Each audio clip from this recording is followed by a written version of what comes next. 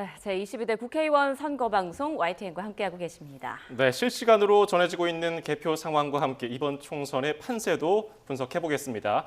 진수희, 김형주 전직 의원 두 분 모셨습니다. 어서 오십시오. 안녕하십니까? 네, 안녕하세요. 네, 이렇게 깊은 밤 나와주셔서 정말 감사합니다. 지금 새벽 2시 반이 다 돼가고 있는데요. 이 시각에도 아마 손에 땀을 쥐고 개표 방송 보시는 분들 많을 것 같아요. 그만큼 접전 지역이 많은 총선인데 이번 총선 지금 아직 뭐 완전한 결과가 나오진 않았습니다만 지금까지 결과 보시면서 어떤 생각이 드셨는지 두 분께 좀 짧게 여쭙고 싶네요. 네, 아무래도 이번 선거는 야권이 주장했던 정권 심판론에 국민들이 답을 해 주셨다 그렇게 생각하고요.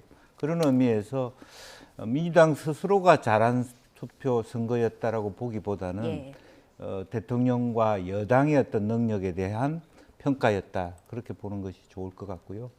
실제로 보면 이제 그 한강벨트, 뭐 반도체 벨트, 낙동강 벨트 그렇게 얘기를 했습니다만은 한강벨트에서는 뭐 우리 동작의 나경원 의원 정도, 그리고 용인 지역 그 또 반도체 벨트에서도 그렇게 국민의힘이 힘을 쓰지는 못했고 특히 이번에는 경기도가 훨씬 더 민주당의 철옹성화된 것 같은 느낌이 들고.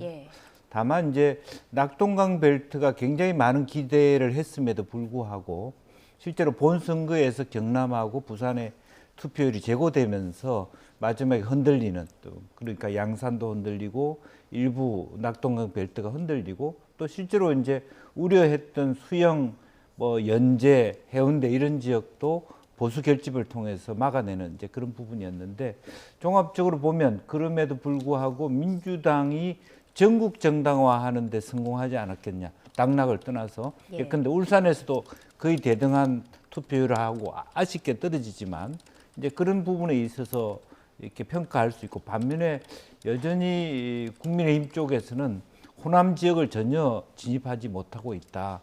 그리고 충청도 의외로 실제로 대통령과 연관성을 많이 갖고 있었고 기대를 했고 또 세종시의 국회 이전이라고 하는 의제를 던졌음에도 불구하고 제대로 작동이 되지 않았다. 뭐 그렇게 볼 수 있을 것 같습니다. 예, 자, 진 의원님 총평을 듣기 전에 잠시 서울 종로 곽상원 후보 소감을 듣고 오겠습니다.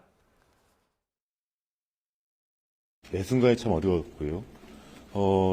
특히 종로가 이제 그 저희 민주당 입장에서는 과거보다 인구 구성이 그 변화해서 정치 지형적으로 당선되기가 참 어려운 지역을 변모했습니다. 그래서 제가 그 사이에 매우 노력을 많이 했었습니다.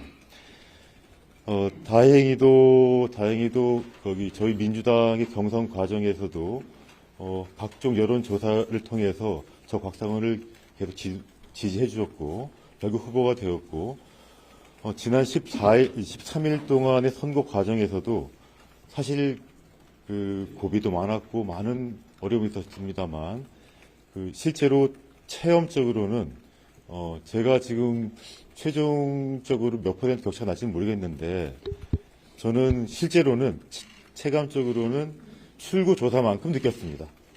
예, 그래서 제가 그 뜻을 더 잘 실현해 보도록 하겠습니다. 제가 지금 오기여가지고 말도 잘 안 나옵니다. 네, 그럼 이번 선거에서 승리할 수 있었던 요인 짧게 하나로 꼽으면 뭐가 있을까요? 하나요?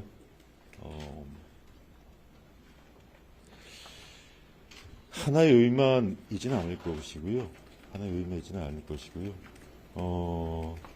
아까 말씀드렸습니다만 종로 구민들은 지금까지 정치의 선택을 선거로서 해 오셨습니다. 기본적으로는 윤석열의 정치가 더 이상 유효하지 않다. 윤석열의 불통의 정치에 대한 마침표를 찍는 그런 의미가 있습니다. 또한 다시 말씀드립니다만 종로의 정치가 더 이상 퇴행과 네, 서울 종로 민주당 곽상원 후보가 당선 소감을 밝혔습니다. 정치 1번지에서 국민의힘 최재형 후보를 눌렀습니다. 이번에는 진 의원님 좀 평가를 들어볼까요? 아무래도 이번 총선이 치러지는 시점이라는 게 윤석열 대통령 임기 만 2년을 지나고 3년째 접어드는 시점에서 치러지는 선거였기 때문에 그런 점에서 보면 중간 평가의 성격이 있을 수밖에 없었고 게다가 이제 대통령 지지율이 비교적 퍼센트대 중후반대 예. 좀 낮은 편이었기 때문에 자연히 야당에서 제기하는 정권 심판론이 강하게 그 프레임이 강하게 작동할 수밖에 없었던 그런 선거였고요. 그래서인지 그 투표율 이전에 발표되는 각종 여론조사 그리고 오늘의 출구조사까지 네.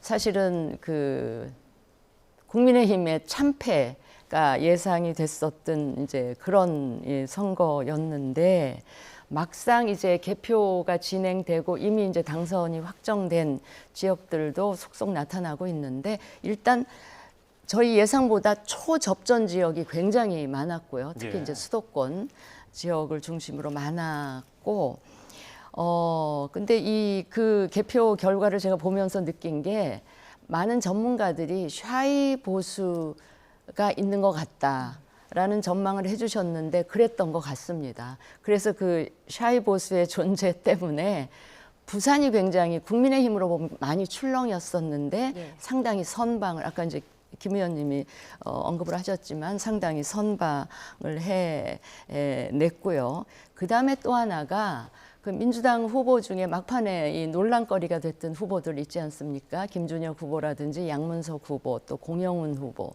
그 중에 김준혁, 양문석 두 후보는 본인들은 당선이 됐지만 예. 워낙 지역 강세 지역이다 보니까 민주당 다른 지역 접전 지역에 영향을 줬던 것 같아요. 그러다 보니까 이제 출구조사보다는 이제 그 조금 더 국민의힘이 의석을 더 얻는 그런 결과로 지금 나타나고 있는데 그래서 사실은 처음 출구조사에 비해서는 국민의힘이 100석, 110석이 넘는 110석 플러스 알파가 되는 그런 의석을 얻을 수 있지 않겠나. 그래서 출구조사 발표됐을 때의 그 충격에서는 점점 이제 내일이 되면 조금은 헤어나오지 않을까 그런 예. 생각을 하게 됩니다. 지금 진수희 의원이 말씀하신 것처럼 개표 상황을 보면요, 이제 뭐 막바지에 다다르고 있는데 민주당과 조국혁신당 등 범야권이 180석을 넘을 것으로 예상이 되고 국민의힘은 방금 말씀하신 것처럼 110석을 조금 넘을 것으로 보이는데 이런 개표 상황에 대해서 전반적인 추세 어떻게 보셨어요? 그렇습니다. 제가 생각했던 것보다 한 10석이 민주당이 적다고 생각하고요. 아, 그렇습니까? 예. 그것은 실제로 민주당이 제대로 된 공천을 하지 못함으로 해서 발생된 부분이 있다. 근데 도봉갑에 김재섭 후보가 당선이 됐다든지 예. 안기령 후보 같은 경우에 이제 그런 여러 가지 초기에 뭐 자기 지역을 아니 모르니 뭐 이런 부분들이 좀 결정적으로 마지막에 되는데 기여했다는 거고요. 아까 말한 대로 김준혁, 뭐 양문석 이런 후보들은 본인의 지역에서는 살아 있었지만은 막판에 본 투표에 있어서 힘을 발휘하는 데 있어서 민주당이 상당히 어려움을 겪게 했다. 막 그런 사실인 것 같습니다. 이제 그러다 보니까 사실은 뒤늦게는 부산 경남 쪽이 보수가 좀 보정함으로써 제가 이제 90석 이상 간다고 했을 때는 부산 경남이 지난번보다 7석인데 한 5석 이상을 더 가져갈 것이다. 뭐 그런 기대가 있었고요. 예. 또 조국혁신당도 조금 더 끝 힘을 낼 텐데 뭐 기호 1번 박은정 검사 문제라든지 그런 부분들이 드러남으로 인해서 마지막에 또 사회연대기금 문제가 되면서 그대 대기업에 있는 근로자들, 노동자들이 반발하는 그런 것이 있어서 끝까지 가는 데 있어서 몇 석이 한 10석 차이가 났다고 보고 또 실제적으로 보면 동작의 경우에도 나경원 후보 같은 경우는 판사 출신인데 그냥 경찰 이렇게 해서 수많은 그 이재명 대표의 방문에도 불구하고 마지막 힘이 딸리는 거 아닌가 그렇게 생각이 들었고요. 그럼에도 불구하고 사실은 또 그 입장을 바꿔서 국민의힘 입장에서는 마지막에 가서 본 투표가 생각보다 저조했어요. 실제로 31.28%라고 하는 기준으로 봤을 때 사전 투표가 예. 그리고 마지막에 결국 아무래도 정권 심판론이 득세하다 보니까 마지막 힘이 이 영남권에 일부 있었지만 수도권까지 올라오지 못했다. 뭐 그렇게 봐야 될 것 같습니다. 네, 지금 뭐 도봉갑이나 동작을이 좀 예상 외였다 이런 말씀해 주셨는데요. 우리 진 의원님께서는 좀 예상과 다른 결과가 나온 지역구 특별히 생각나는 곳 있으실까요? 지금 언급하신 대로 동작을의 경우는 예. 처음에는 아니 나경원 후보의 경쟁력이나 그 나 후보의 엄청 부지런하거든요. 저도 같이 의정활동을 잘하는데 그런 거에 비춰보면 어려운 선거지만 이겨낼 수 있다라고 믿었는데 그 여론조사상 뭐 그 부분이 충분히 드러나지 않는 데다가 제가 느낀 거는 아니 저 지역은 이재명 대표가 마치 후보인 것처럼 그래서 나경원 후보가 유사명 후보랑 싸우는 게 아니라 마치 이재명 대표랑 싸우는 그 인상을 받을 정도로 이재명 대표가 굉장히 여러 번 네, 갔었잖아요. 6번 정도 이상 그러니까 갔다고. 그걸 뚫고 지금 나경원 후보가 당선이 된 거는 오히려 이재명 대표가 너무 자주 가는 것 때문에 보수 지지층이 오히려 결집하는 효과를 자극하지 않았나 이런 생각이 들고요. 도봉갑의 이 김재섭 후보 당선도 국민의힘으로서는 아주 대단히 반가운 굉장히 어려운 지역인데 한석을 갖고 온 거는 굉장히 의미가 크다고 보고요. 아까 제가 그 민주당의 말도 많고 탈도 많았던 그 새 후보를 언급을 했는데 뭐 본인들 당선이 됐지만 이제 다른 지역에 분명히 영향을 준 것 같고 특히 공영훈 후보 같은 경우는 지금 아마 결론이 났죠. 저기 화성을 이준석 후보 네, 거의 당선을 당선을 확정 지은 걸로 지금 확정 나오고 지은 걸로 있는데요. 나오나요? 예. 본이 그 예. 공영훈 후보는 그 민주당 강세 지역에서 오히려 낙선하는.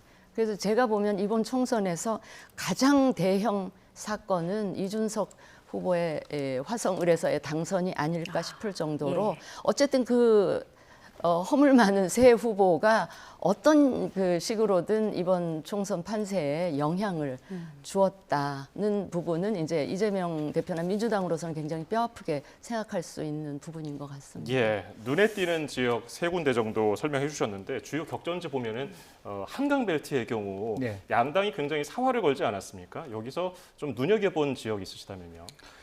글쎄요, 지금 이제 그 용산의 경우에 네. 우리가 이제 민주당이 선거 유세를 용산에서 출발하고 용산에서 마무리할 정도였고 또 리벤지 매치였고 여론조사상으로 여전히 이겼고 또 이태원 참사 문제가 있었기 때문에 이번에는 우리 강 후보가 가져오지 않을까 그렇게 생각했는데 아무래도 그 용산이라고 하는 게 대통령실이 있고 대통령 집무실이 있다라고 하는 그 자존심이라는 건 대단히 큰 것 같고요. 또 그런 의미에서 뭐 어쨌든 그 현 정부의 장관 출신이고 그런 경력이 또 우리 강태훈 후보도 뭐 저도 그랬습니다만 서울시 부시장도 했고 뭐 실제적으로 뭐 학벌이나 모든 면에 뒤처지지 않음에도 불구하고 조금 모자랐다라는 게 좀 아쉽게 느껴지고 실제로 보면은 이제 이 광진 같은 경우에도 김병민 후보가 어렵사리 이길 수 있지 않겠나라고 생각했는데 사실은 뒤늦게 거기는 어수선해서 전해숙 의원이 이렇게 공천 탈락하면서 8명, 9명이 있었었는데 결국 그 바람이 이렇게 크게 불면서 광진 갑을 모두가 민주당이 가져가는 그러니까 역으로는 뒤늦게는 이제 김병민 후보가 쫓기는 상태가 됐고 실제로 고민정 후보는 오신환 후보한테 추격받는 부분인데 예. 그것을 광진이 계속 극복했다는 것도 좀 눈여겨볼 만한 지점이 아니었겠나 네. 그렇게 봅니다. 윤 대통령과 한동훈 비대위원장 지금 개표 결과를 좀 어떤 마음으로 보고 있을지 좀 궁금한데요. 이제 날이 밝으면 어떤 입장 발표가 있을 것 같은데 어떤 네. 메시지를 내놓을 거라고 예상하세요? 뭐 그 늘 판에 박힌 메시지는 일단 나오겠죠. 겸허히 용산에서는 받아들이겠다. 예. 뭐 민심을 겸허하게 받들겠다는 메시지는 분명히 나올 거고요. 저는 왜 작년 10월인가 그 강서 구청장 재보궐 예. 선거 있은 직후에 저는 윤 대통령 메시지가 굉장히 인상적이었거든요. 국민은 언제나 옳다. 근데 사실은 그 메시지가 나왔으면 그 뒤에 국민과의 소통을 통해서 국민이 원하는 방향으로 국정 운영의 기조를 좀 이 변화를 준다든지 소통을 더 사실 국민과의 소통이라는 게 또 야당과의 소통을 의미하는 거일 수도 있기 때문에 야당과의 소통도 좀 하시지 않겠나 싶었는데 말씀과는 달리 그런 게 좀 없으셨잖아요. 그게 또 정권 심판론을 확 바람불게 한 그 여러 가지 요인 중에 하나였지 않나 싶은데 이번은 이제 어느 한 지역의 선거가 아니고 전국 단위의 선거에서 물론 출구조사보다는 조금 그래도 나은 그 결과이지만 어쨌든 국민의힘이 뭐 참패한 거죠. 예, 결과를 보면 예. 그렇기 때문에 정말 좀 그 생각을 많이 하셔서 국정 운영 기조의 대대적인 변화, 예. 그다음에 이제 소통이 국민과의 소통, 야당과의 소통, 심지어는 여당과의 대등한 그 쌍방향의 소통도 좀 많이 하셔야 되지 않을까 싶어서 뭐 내일 당장 메시지를 내시는 것도 좋지만 정말 깊이 많이 고민하시고 좀 수기 과정을 거쳐서 그 정말 의미 있는 지킬 수 있는 그런 메시지를 좀 내주셨으면 좋겠다 하는 게 제가 여당에 몸담고 있는 제 개인적인 바람이기도 합니다. 예, 용산 그리고 한동훈 위원장과는 반대로 이재명 후보, 이재명 대표는 진도 지휘하면서 큰 승리를 이끌어냈고 네. 또 지역구도 챙겼습니다. 네. 앞으로의 정치적인 입지는 더 강해질 것으로 보이는데 어떻게 전망하십니까? 그렇습니다. 이제 탄탄대로라고 봐야 되겠죠. 다음 대선까지 본인이 그동안에 이제 이번 여러 가지 많은 뭐 비판 속에서도 자기 체제를 확고히 했고 또 그것을 일정 정도 성공을 거둔 공천이었다. 결과적으로는 이제 그렇게 보여지고 이제 그런 면에서 실제로는 또 원희룡 후보가 의회 선전을 초박빙을 했기 때문에 마음속으로는 지역구도 살펴야 되고 재판도 나가야 되고 전국 선거를 60회 이상 돌아야 되는 뭐 제주도까지 다녀오시는 그런 활동을 했기 때문에 굉장히 한동훈 비대위원장도 실신할 정도였지만 못지않게 이재명 대표도 심적으로 굉장히 어려웠을 것이다. 특히 예. 이제 뭐 관내 토론회에서도 뭐 원희룡 후보가 워낙 공부를 많이 해가지고 또 지역에서 뭐 개발 지역이 어떠니 이런 부분에 진땀을 대해서 좀 뺐죠. 진땀을 예. 많이 뺐기 때문에 겉으로 표현을 안 했지만 속으로는 굉장히 애가 타는 이제 그런 부분이 있었고 이제 그럼에도 불구하고 일정 정도 차이가 나도록 승리했다는 의미를 갖고 있고 한숨을 돌리고 그래서 아마 이런 체제에서는 물론 이제 조금 더 생각보다 뭐 겉으로는 표정 관리하느라고 151석 플러스 알파이지만 아마 내심에서는 한 180석 정도 이상을 생각했을 텐데 어쨌든 다소 부족하지만 어쨌든 의미 있는 성과를 냈기 때문에 본인이 앞으로의 어떤 차기 대선까지의 과제는 큰 본인 스스로가 실수를 하지 않는다면 다른 그 경쟁자를 갖기는 쉽지 않다. 다만 이제 조국 혁신당이 일정 정도 성공을 했기 때문에 앞으로의 그 범야권 진영 내에서의 어떤 의미 있는 경쟁자로서의 그런 대결 구도가 재미있게 전개되지 않을까 그렇게 봅니다. 네, 앞서 진 의원님께서 이번 총선거에서 경기 화성시 을에 네. 이준석 대표가 당선한 게 가장 좀 혁신이다, 충격이었다 이런 말씀 좀 해주셨어요.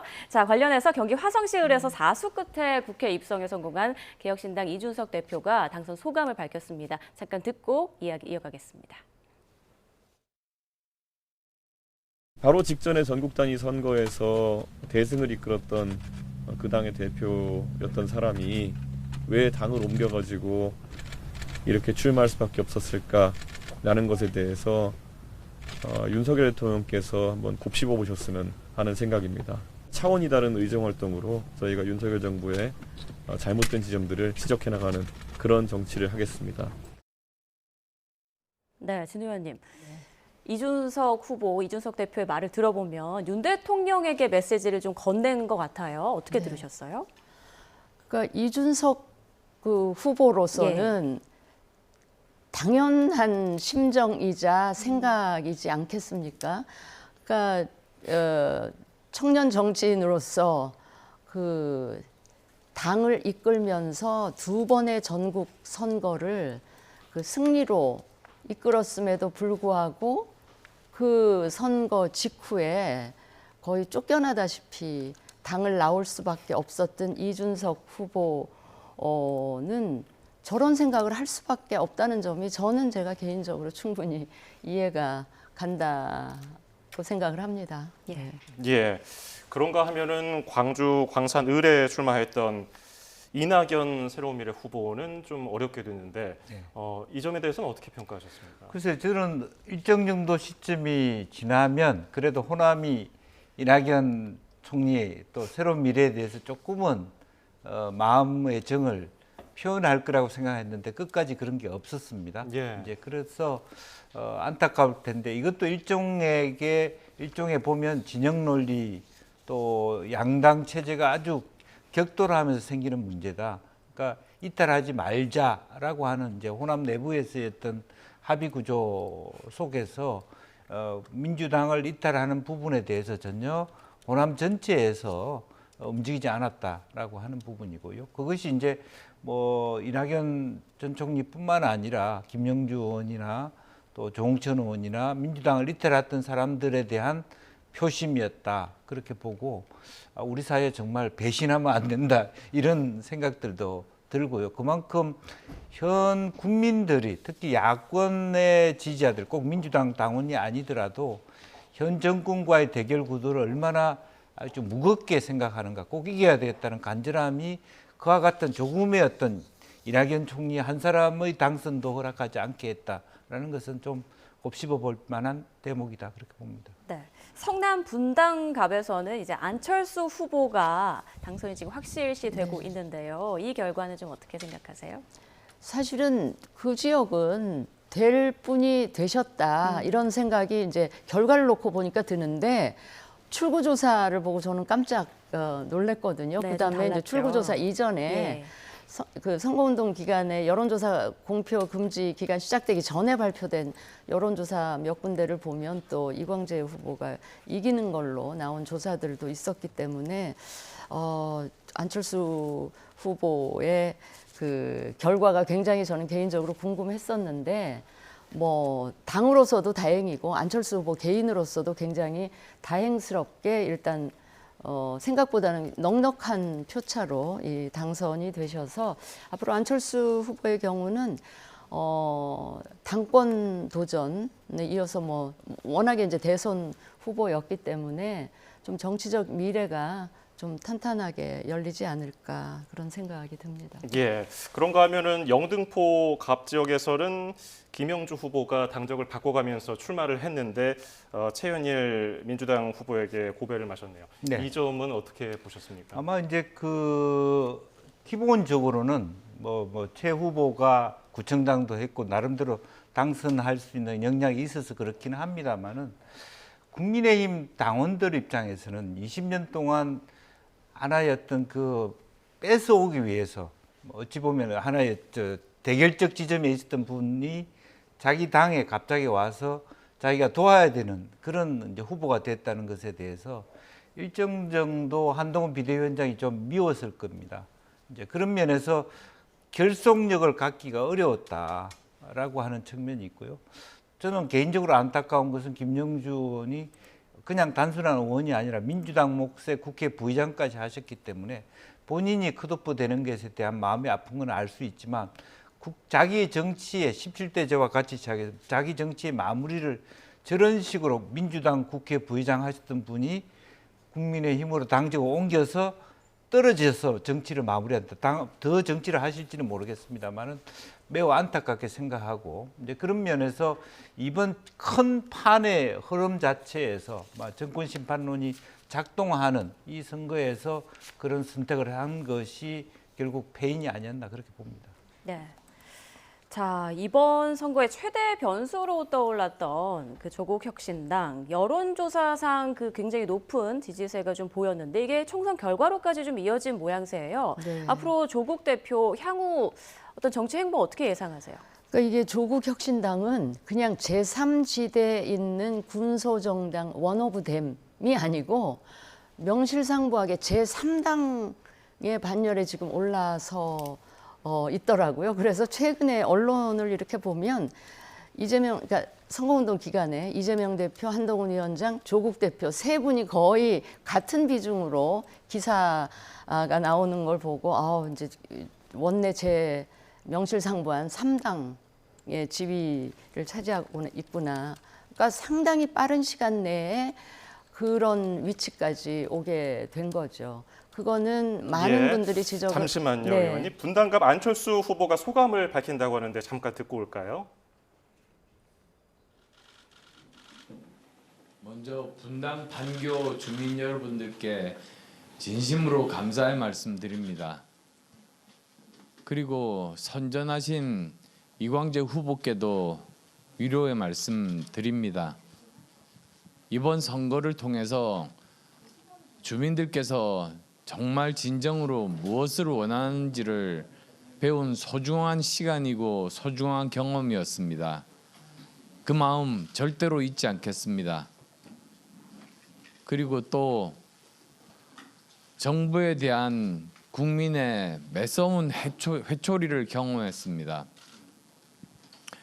정말 대한민국을 민생 문제 해결하고 그리고 또 미래의 비전을 제시하면서 앞으로 나가야 하는 책무를 지닌 것이 정부 여당입니다. 그 책무를 제대로 하지 못했다는 그런 생각이 듭니다. 더 열심히 하겠습니다. 그리고 또 그러기 위해서 정부를 위한, 잘 되기 위한 쓴소리, 그래서 민심에 맞는 국민의 민심을 전달하는 그런 국회의원으로서의 역할 충실하게 하겠다는 약속드립니다. 다시 한번 분당 판교 주민 여러분께 진심으로 감사의 말씀드립니다. 고맙습니다.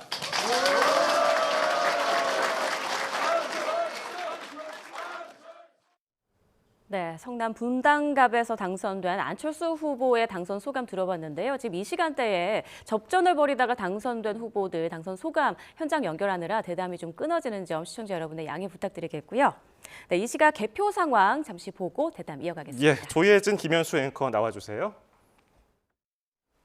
네, 현재 시각 2시 55분 지나고 있습니다. 지역구 1위 후보 그리고 또 정당별 득표율을 기준으로 집계된 현재 기준 각 당의 득표 상황 살펴볼까요? 네, 그림으로 함께 보시겠습니다. 네, 먼저 지역구 154석입니다. 현재까지 더불어민주당이 158석, 국민의힘 93석, 현 시각 기준으로 얻고 있고요. 이어서 새로운 미래가 1석, 개혁신당 1석, 기타 무소속이 각각 1석씩 얻고 있습니다. 네, 이번에는 비례대표 의석만 보겠습니다. 46석 중에요. 이 시각 득표율을 기준으로 하겠습니다. 더불어민주연합이 13석, 국민의 미래가 19석, 개혁신당 2석, 조국혁신당 12석입니다. 네, 그렇다면 지역구와 비례대표 모두 합쳐서 한번 살펴보겠습니다. 전체 300석 가운데 더불어민주당과 더불어민주연합이 171석, 그리고 국민의힘과 국민의 미래가 112석, 그리고 새로운 미래가 1석, 개혁신당 3석, 조국혁신당 12석, 기타 무소속 1석 수준으로 현 시각 얻고 있습니다. 다시 한번 현 시각 기준이라는 점 알려드립니다. 네, 이 시각 판세 한번 알아보겠습니다. 전국 254석을 살펴보겠습니다. 민주당이 158석 얻고 있고요. 국민의힘이 93석, 새로운 미래 1석, 개혁신당 1석, 기타 무소속 1석을 얻고 있습니다. 네, 다음은 수도권 상황 한번 살펴보겠습니다. 이 시각 기준으로 서울, 경기, 인천 122석 가운데 더불어민주당이 99석, 국민의힘 22석, 그리고 개혁신당이 1석 이 시간 얻고 있고 지금 지도를 보면 파란색 더불어민주당이 더 많이 실려져 있는 점 보실 수 있습니다. 네, 이 시각 판세 충청권 가보겠습니다. 28석을 놓고요. 민주당 21석, 국민의힘 6석, 새로운 미래 1석 얻고 있습니다. 네, 호남권 상황은 어떨까요? 현재 더불어민주당이 28석을 모두 싹쓸이했습니다. 28석 더불어민주당 현 시각 얻고 있습니다. 네, 이번에는 경북권으로 가봅니다. 25곳을 놓고 국민의힘이 25석을 모두 차지했네요. 네, 여전히 국민의힘이 강세인 경남권 가볼게요. 여전히 국민의힘이 조금 더 많은 색깔을 칠해져 있는 걸 볼 수 있는데요. 40석 가운데 국민의힘이 34석, 더불어민주당이 5석, 기타 무소속 1석, 현 시각 기준 얻고 있습니다. 네, 다음으로 가보겠습니다. 강원 제주권입니다. 11석을 놓고요. 국민의힘 6석, 더불어민주당 5석 얻고 있습니다.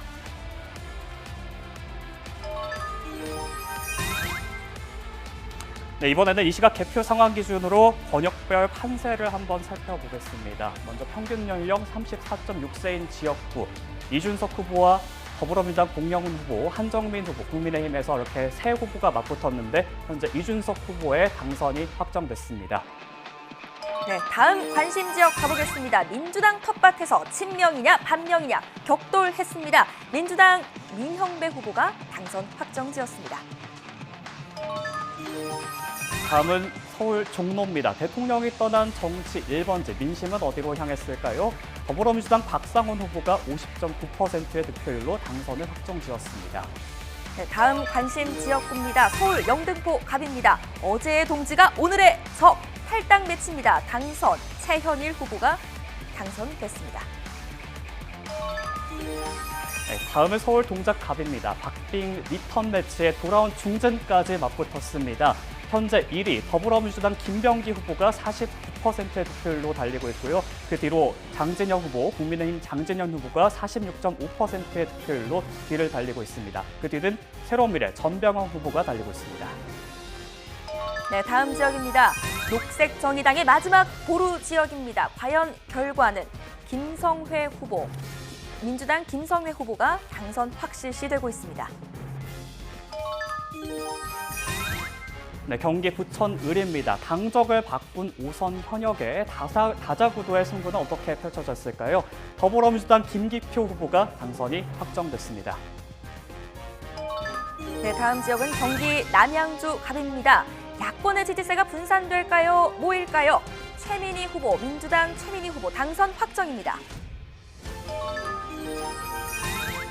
네, 인천 부평을로 가보겠습니다. 반명 4선 현역의 탈당, 그 결과는 어떻게 됐을까요? 더불어민주당 박선원 의원 51.4%로 당선이 확실시되고 있습니다. 네, 다음 지역입니다. 경남 창원 성산입니다. 보수 텃밭의 진보정치 1번지입니다. 민주당 허성모 후보가 당선 확정됐습니다.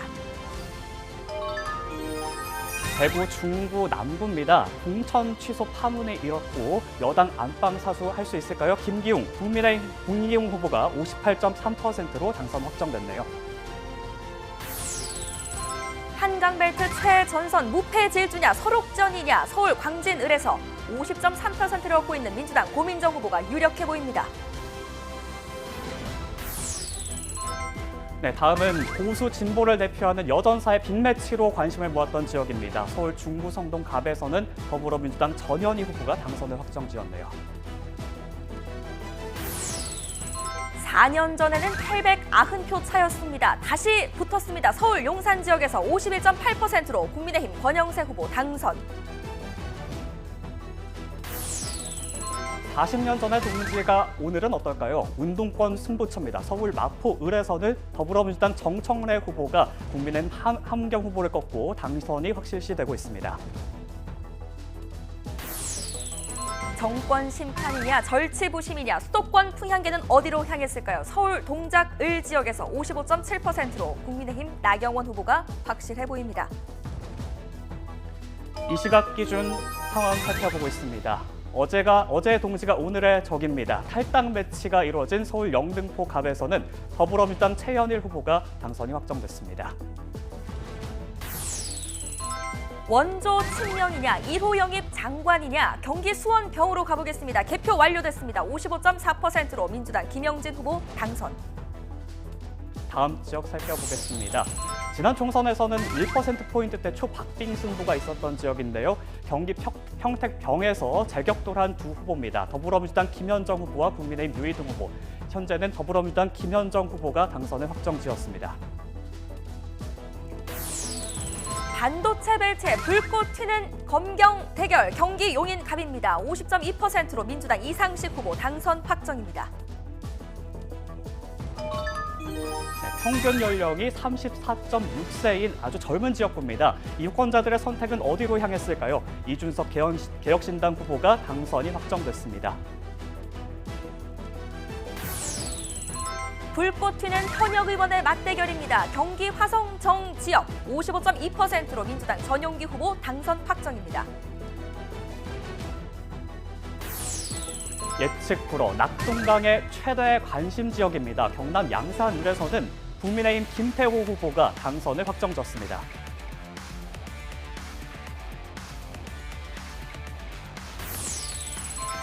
친노 직계 재선이냐 여당 중진의 자객이냐 경남 김해을로 가봅니다. 55.7%로 민주당 김정우 후보 당선 확정입니다. 터줏대감이 떠난 사상구의 새 주인은 누가 될까요? 부산 사상에서는 국민의힘 김대식 후보가 당선을 확정지었습니다. 다음 지역으로 가봅니다.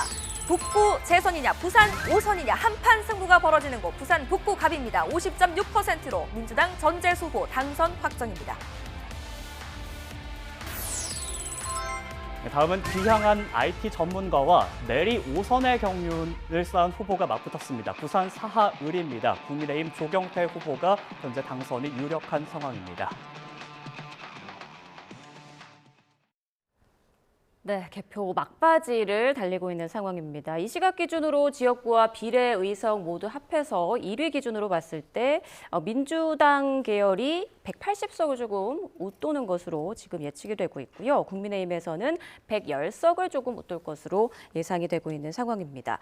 자, 지금까지 여러 지역구의 그 개표 상황을 봤는데요. 조금 전 나온 결과에 따르면 그 최대 격전지였죠. 경남 양산을 진우 의원님 여기에서 김태호 후보가 현역인 김두관 후보를 제친 것으로 지금 전해지고 있거든요. 굉장히 이변 아닙니까? 그렇게 이변은 아닌 것 같고요. 왜냐하면 그 중진 재배치하면서 그 지역으로 옮긴 초기의 여론조사들을 보면 김태호 후보가 김두관 후보를 이기는 여론조사들이 꽤 여러 차례 나왔다가 중간에 다시 이제 김두관 후보가 역전을 했다. 이렇게 엎치락 뒤치락을 했었기 때문에 김태호 후보 당선이 그렇게 뭐 이변 같지는 않고요.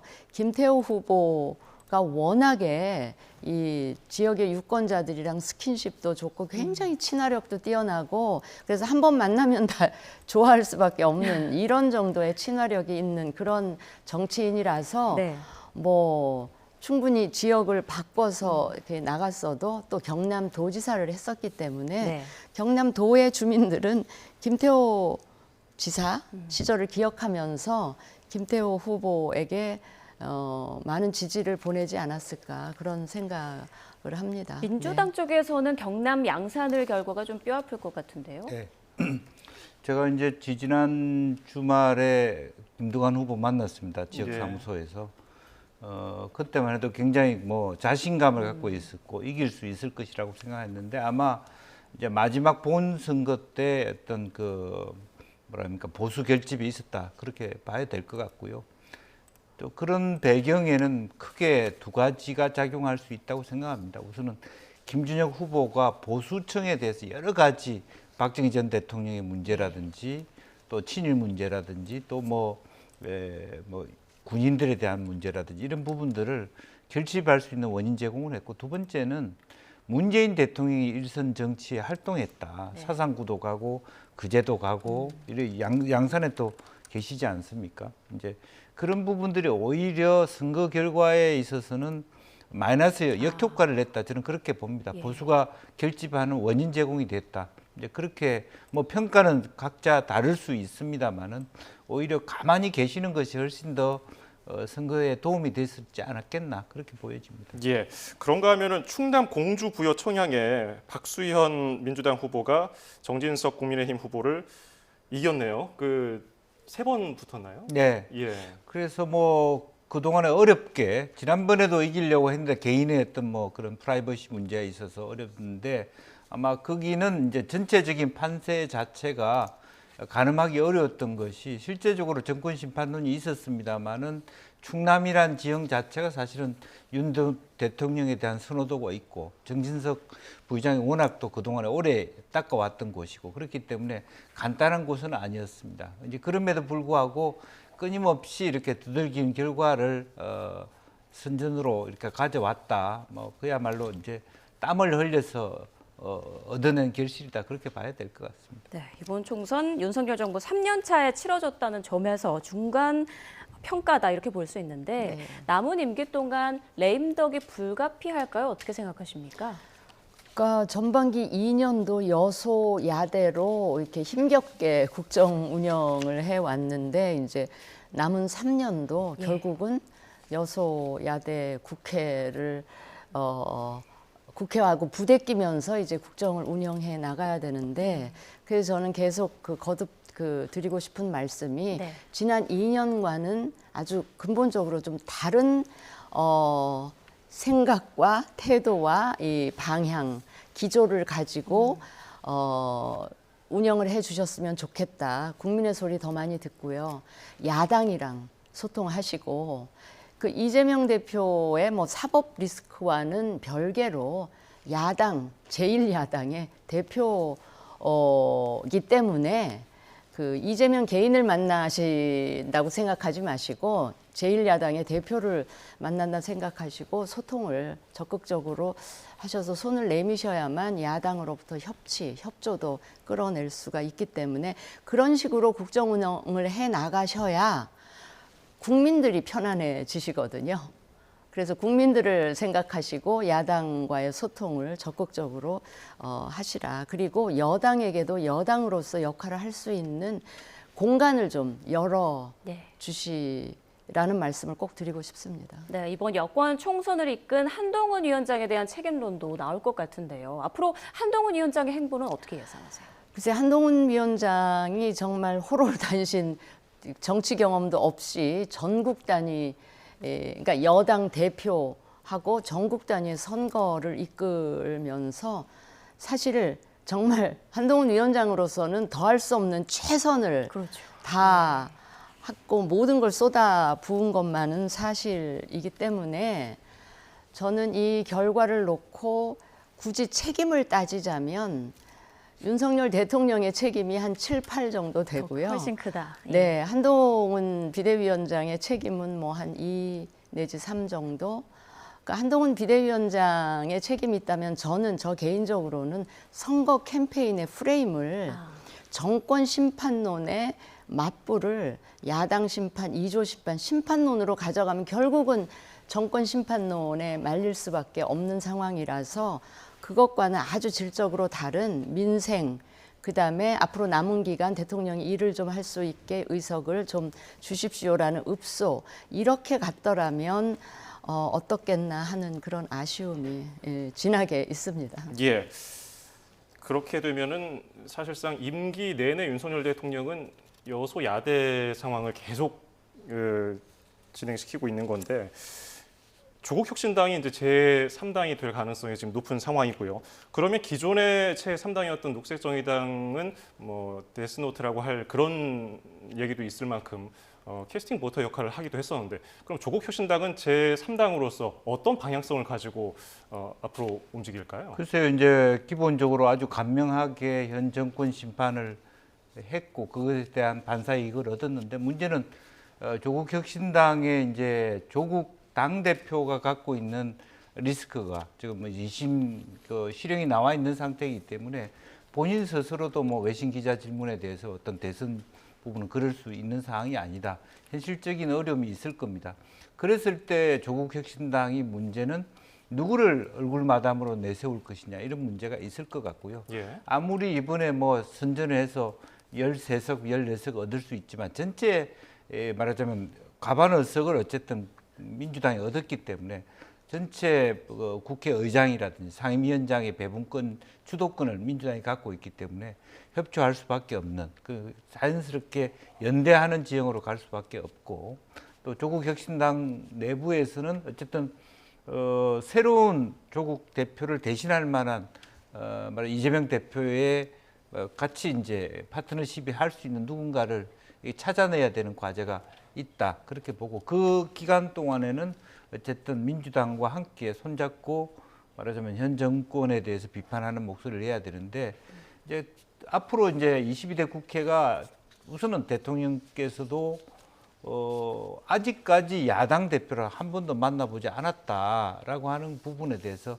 큰 틀에서 좀 변화를 주셨으면 좋겠고요. 그래 제일 국민이 지금 어떤 걱정을 하냐면 안 바뀔 것 같다 그래도 이렇게 또 한 번의 어떤 참패를 하였음에도 불구하고 대통령이 바뀔 것 같지 않다는 그런 어떤 국민이 오히려 두려워하는 이 국가의 운영을 어떻게 할 것이냐 하는 이제 그런 부분이 됐을 때 그야말로 또 국민의힘은 내부적으로는 한동훈 비대위원장이 완전히 혼자서 뭐 잘못한 건 아니더라 하더라도 애매한 결과가 나온 거 아닙니까? 뭐 확실하게 잘 된 것도 아니고 그렇다고 한동훈 비대위원장을 해초리 칠 수 있는 정도의 저조한 실력도 아니기 때문에 내부적으로는 또 이 한동훈 또 원희룡 이번에 살아서 돌아온 나경원 이 세 사람 간의 역관계가 좀 형성되고 또 당정 관계를 어떻게 설정할 것이냐 하는 것이 매우 어려운 시점으로 들어갈 것이라고 보여집니다. 네, 원희룡 후보 얘기해 주셨는데요.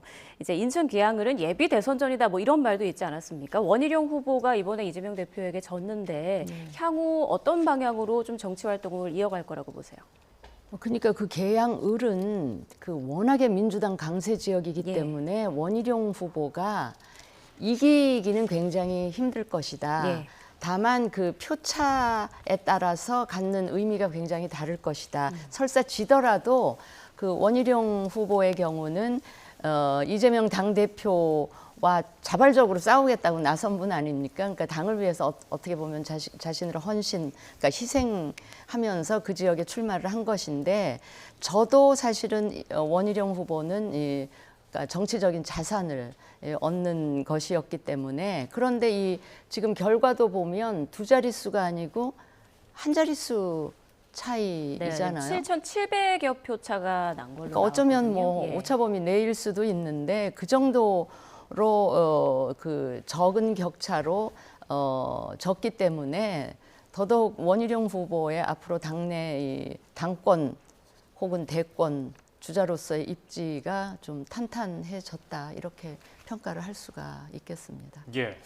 민주당이 이번에 큰 승리를 거둘 것으로 예상이 되는 가운데 앞으로 8월이면 당권이 또 도전하는 사람들이 나타날 텐데요. 뭐 임종석 전 의원이라든지 박용진 전 의원이라든지 이런 인물들이 다시 뭐 전면에 나설 가능성 지금으로서는 더 어렵게 됐다고 볼 수 있을까요? 사실은 뭐 쉽지 않다. 물론 그러나 도전을 할 것입니다. 그냥 그 이재명 대표 혼자 잘 하시라고 하지는 않을 것 같은데 여기서 이제 변수가 생기는 게 조국혁신당이라는 어떤 친문 색채가 강한 야당이 하나 생겼기 때문에 그분들의 선택이 어쨌든 선거 이후에 과연 이제 임종석 전 실장이나 이런 분들이 조국혁신당에 들어가서 뭔가 역할을 할 수 있는 그런 어떤 변수조차도 있습니다. 그래서 계산법이 복잡해질 것이다. 친문들이 이번에 상당히 많이 이제 공천을 못 받았기 때문에 전해철, 임종석 뭐 할 것 없이 굉장히 많은 분들이 있을 수 있기 때문에 그분들이 당내에서 8월 전당대회에서 어떤 비전을 찾을 수 있을까 이런 현재의 판세로 봐서는 쉽지 않다고 했을 때 과연 다른 길을 찾을 것인지 아니면 조국혁신당조차도 처음에는 견디다가 마지막에 민주당과 통합의 길로 갈 것인지 그건 조금 더 지켜봐야 되지 않을까 그렇게 보여집니다. 조국혁신당의 공약 중에 하나가 한동훈 특검법을 발의하겠다 이런 거였지 않습니까? 근데 조국 대표가 지금 사법 리스크가 있는 상황인데 앞으로 좀 추진해 나갈 거라고 보세요. 어떻게 생각하세요? 저는 그걸 보고 무슨 생각을 했냐면 조국 대표가 일단 정치를 하겠다고 나선 이상 한동훈 특검법 뭐 이런 거 얘기하면서 본인의 어떤 사적인 보복, 뭐 개인적인 어떤 그 정치적인 한풀이 그런 거를 뛰어넘는 그런 정치를 정말 국민을 위한 정치를 해줬으면 좋겠다는 생각이 드는데 선거 기간 중에는 선명성을 드러내 보여야 하기 때문에 뭐 한동훈 특검법을 1호 법안으로 내겠다 뭐 그렇게 얘기를 하셨지만 좀 신중하게 검토를 해보시는 게 좋겠다는 생각이 들고 또 한편으로는 그 총선하면서 국민과의 약속이기 때문에 어떻게든 그거를 지키려고 하지 않겠나. 그러면서 이제 민주당이랑 그 점에 관해서 협조를 하게 될 수도 있는데 그렇게 되면 네. 지금 여당은 여당대로 이제 내홍이 있을 수도 있고요. 야권은 야권대로 아까 우리 김영주 의원님 얘기하시듯이 이제 친문 출신 의원들이 이제 이번 공천에서 많이 탈락을 했기 때문에 혹여 조국 그 혁신당 쪽으로 같이 하게 될 가능성도 있는 것처럼 보셨는데, 그래서 야권은 야권대로 야권 내부의 어떤 정계 개편의 가능성도 없지 않아 보여서 네. 당분간 올 연말까지는 뭐 22대 국회가 개원은 하지만 굉장히 야당은 야당대로 여당은 여당대로 혼란스러운 과정을 거치면서 우리 정치권이 요동치지 않을까 하는 생각도 해봅니다. 네, 같은 질문을 김 의원님께도 좀 드려볼까요? 네. 이 조국 대표의 한동훈 특검법 발의에 대해서 어떻게 생각하시는지. 글쎄요, 뭐 이제 그것은 이제 국민들에 대하여 나만 죄가 있는 게 아니다. 한동훈 그 비대위원장도 나름대로 뭐 수사에 비협조적이었고, 또 실제로 뭐 손준성 검사 관련돼서 여러 가지 내부적인 문제가 있다, 하자가 있다라고 하는 이제 그런 것이기 때문에 사실은 그것이 끝까지 지금 이제 뭐 한동훈 특검법을 비롯해서 그동안의 여야가 모두 낸 공약들이 실제로 그대로 뭐 이행되기는 쉽지 않을 것이다. 특히 이제 소수 정당으로서 물론 이제 뭐 주고받는 뭐 민주당이 뭔가를 하는 데 있어서 조국 혁신당의 힘을 얻었을 때 서로 같이 엮어서 할 수 있는 가능성이 있습니다만은 국민들이 지금 바라는 게 그런 것이 아니잖아요. 민생이고 어려움이 있기 때문에 그런 것보다는 조금 더 아까 이제 김부겸 선대위원장이 이 초기에 오늘 저녁에 말씀하신 것처럼 이제는 수권 정당으로서 현 정부를 도와줄 책임도 저는 있다고 봅니다. 예. 무조건 심판하자고 질타해서 되는 것은 아니고, 또 이번 총선의 결과도 민주당이 잘해서 주는 것은 아니었다라고 보여지거든요. 따라서 민주당을 대신해 민주당을 통해서 현 정권에 대해서 국민들의 해초리를 드신 거기 때문에 민주당이 좋아할 일은 저는 하나도 없다라고 보고, 그러면 지금부터 해야 될 것은 그와 같은 것보다는 국민들이 정말로 어렵습니다. 뭐 소위 빵플레이션이라고 할 정도로 물가 비상에 있고 예. 대내외적인 어려움이 있기 때문에 여야가 좀 대타협을 해서 조금 국민들에게 좀 다가서는, 국민들의 마음을 얻는 그런 정치를 해야 되지 않나 그렇게 생각합니다. 예. 그럼에도 그동안 21대 국회의원들이 야당에 많이 좀 수가 더 크다 보니까 네. 그래도 본인들이 할 수 있는 뜻을 많이 표출했다고는 하지만은 부족했다. 그래서 180석을 넘기면 우리가 더 많은 것을 할 수 있을 것이다라면서 뭐 여러 가지 언급을 하기도 했어요. 그러면 실제로 어떤 파장을 불러올까?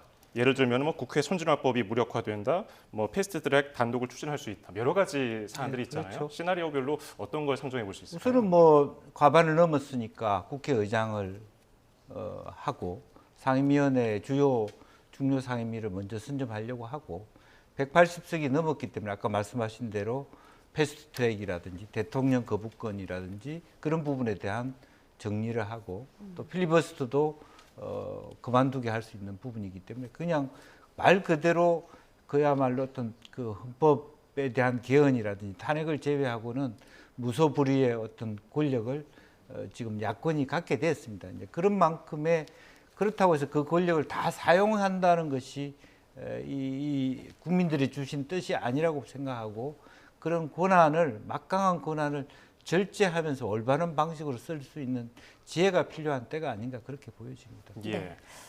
어찌됐건 이번 민의는, 이번 총선에서 나타난 민의는 국정 운영에 반드시 변화가 필요하다. 그리고 아까 진 의원님께서도 반드시 변화가 있어야 한다라고 말씀해 네. 주셨단 말이죠. 뭐 지도부 총사퇴라던가 뭐 그런 어떤 방법도 필요하다고 보시는지요? 그러니까 이 정도의 패배를 했으면 뭔가 인적 쇄신은 당연히 뒤따라야 할 것으로 보여서 일단 용산 대통령실 아마도 이제 내각의 대대적인 개편을 하셔야 되지 않을까 그런 생각이 들고요.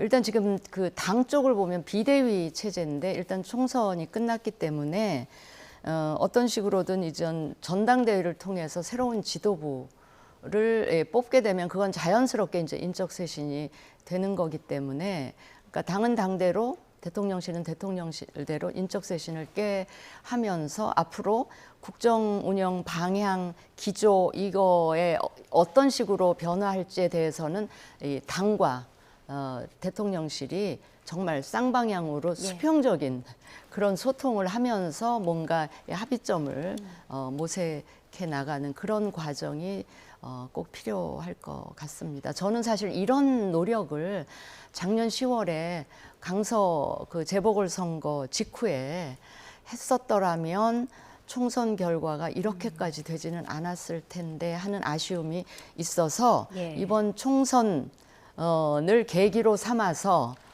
라도 그런 일이 꼭 이루어졌으면 좋겠다. 그래야만 남은 3년 야당의 협치도 끌어낼 수 있을 것 같다 하는 생각을 합니다. 네, 추가 질문 하나만 더 드릴게요. 자, 이 같은 총선 결과를 받아 들었을 때 가장 결정적인 주 요인이 뭐였을까? 이종섭 주 호주 대사를 비롯해서 그러니까 의정 간의 갈등도 있고 여러 가지 좀 요인들이 있지 않습니까? 어떤 요인이 좀 가장 컸다고 보세요? 아까 제가 이 중간 평가적인 성격이 강한 선거인데 대통령 지지율이 낮다 보니까 야당으로서는 그걸 10분 활용해서 결국은 정권 심판을 얘기를 당연히 그걸 프레임으로 짜지 않겠습니까? 그런데 공교롭게 그 시기에 총선이 시작되던 그 시기에 민주당의 공천 파동이 있었습니다.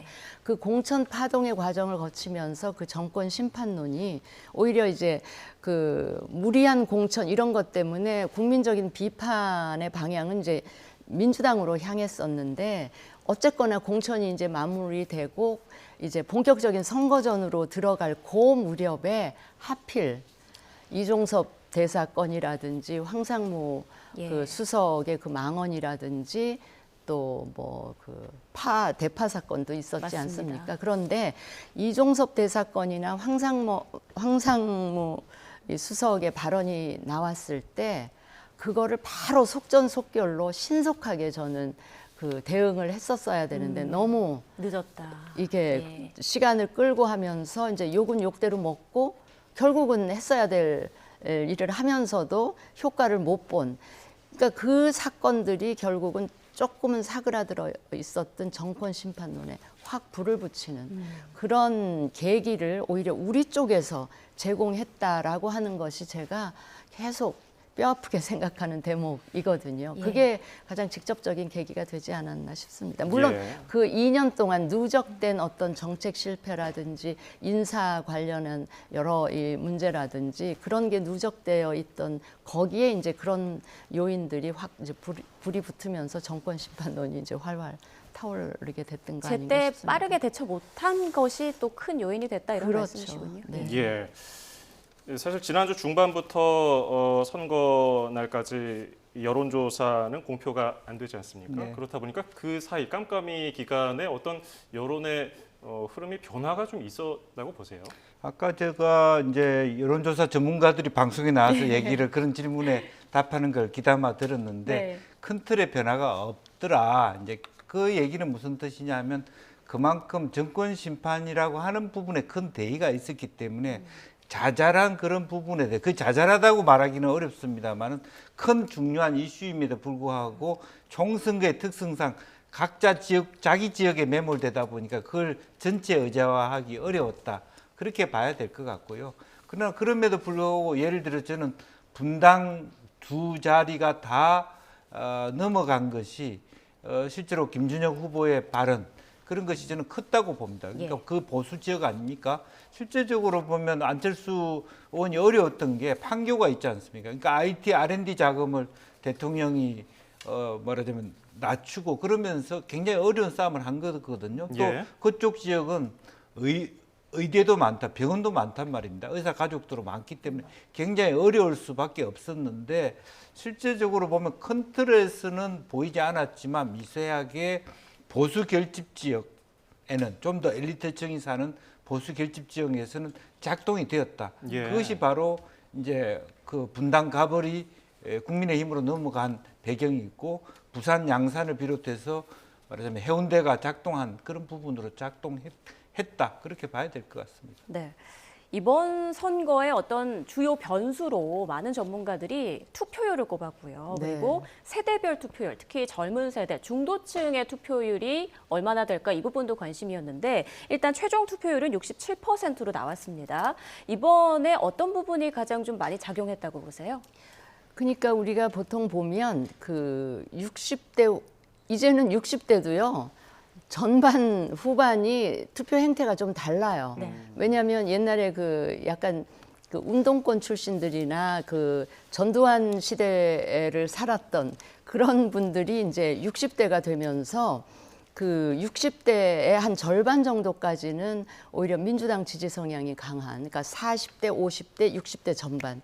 그다음에 60대 후반과 70대 이상은 이제 말하자면 고정 국민의힘 지지층 이렇게 볼 수가 있고, 근데 이제 20, 30대의 경우는 이제 스윙 보터의 성격을 강하게 보이는데 그 20, 30대가 지난번 대선에서는 특히 20대 남성들의 경우는 이제 윤 대통령을 밀어줬었는데, 그리고 이제 이준석 대표와 자신을 이제 동일시하는 그런 20대 남성들이 많았었는데, 이제 이준석 대표가 이제 당을 거의 쫓겨나다시피 당을 나가면서 20대가 이제 윤 대통령으로부터 좀 등을 돌리는 이런 상황이었죠. 그런데 이제 그 이번에는 그 20, 30대가 이 정권 심판론에 같이 좀 동조를 한 게 아닌가 싶은 생각이 드는 거죠. 네.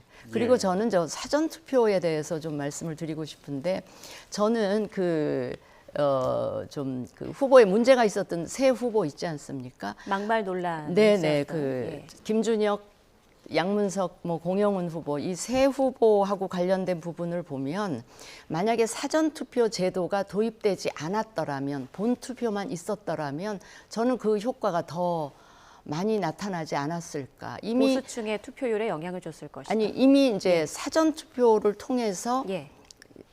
투표를 다 한 이후에 이 논란들이 더 그 뭐라 그럴까 더 확산이 되었기 때문에, 만약에 본 투표에서 다 투표를 했더라면 이 후보들의 이 문제가 표심에 반영되는 게 더 높지 않았겠나 싶은 생각이 들어서 차제에 저는 이 사전 투표 비중이 점점 더 늘어나잖아요. 지금 전체 투표 중에서 사전 투표가 차지하는 비중이 늘어나면서 공식 선거 운동 기간 13일이라는 기간이 실질적으로 더 짧아진 그런 그 효과가 있기 때문에, 만약에 사전 투표하고 났는데 후보들의 문제가 나타나, 뭐 그럼 나는 내가 투표 잘못했잖아, 이런 유권자들도 많이 생겨날 수가 있어서, 그 다음에 현역 의원한테 도전하는 그 도전자들 입장에서는 오히려 선거운동 기간이 짧아지기 때문에 조금 공정하지 못하게 느낄 부분들이 있어서, 이런 부분은 좀 같이 한번 고민을 해봤으면 좋겠다 하는 말씀을 드립니다.